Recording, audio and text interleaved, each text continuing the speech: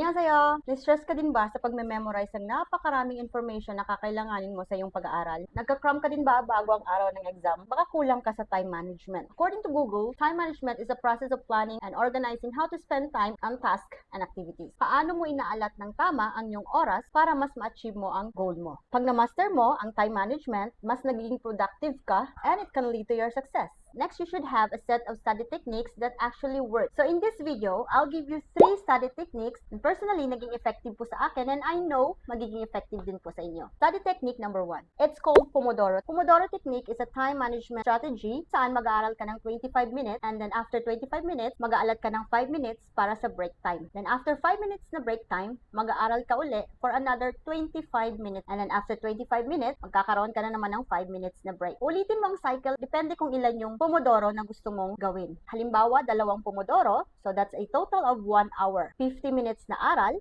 and 10 minutes na break time. Ang pinaka-importante sa technique na ito ay kailangan po focus kayo at walang distraction. Iaalat nyo ang time nyo sa pag-aaral lamang sa loob ng 25 minutes na yan. And then after 25 minutes, saka ka mag-break time ng 5 minutes. Ang kagandahan nito, naiwasan mo yung pagka-burnout. Technique number 2, it's called mnemonic. This technique consciously improves memory. Pampatalas ng memory. Example ng mnemonics ay paggamit ng acronyms at saka abbreviation. So for example, nung bata tayo, tinuruan tayo ng teacher natin ng technique para hindi natin makalimutan ang mga kulay ng rainbow. Meron silang tinuro na salitang Roy G. Biv. Nang ibig sabihin, R for red, O orange, Y yellow, G green, B blue, I indigo, and V for violet. Sa Korean, meron pinagsamang salita na sukarak and chokarak. Suju, sukarak nang ibig sabihin ay kutsara at chokarak nang ibig sabihin ay chopstick. Kutsara at chopstick. Meron din tayong tinatawag na visual mnemonic or ito yung mga salita na ina-associate natin with something else. For example, in Korean, isa sa hindi ko makakalimutan na vocabulary ay ang salitang ot nang ibig sabihin po ay damit.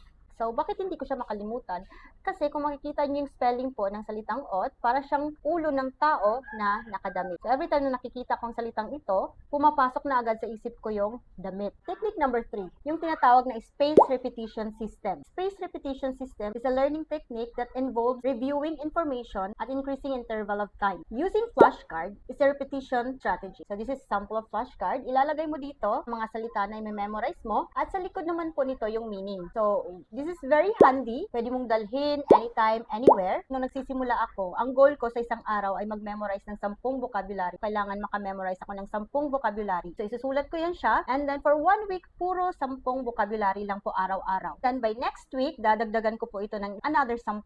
So, magiging 20 vocabularies na po ang i-memorize araw-araw. Ang goal ninyo is makamemorize ng vocabulary and then dadamihan po nyo ng dadamihan ito hanggang sa kaya nyo na. So, ito po yung tinatawag na increasing interval of time. So, napaka-convenient po gamitin ng flashcard. So, there you go. Just apply the 3 study techniques na tinuro ko and let me know kung naging effective ba ito sa inyo. Okay? So, yun lamang. See you in my next video. Annyeong!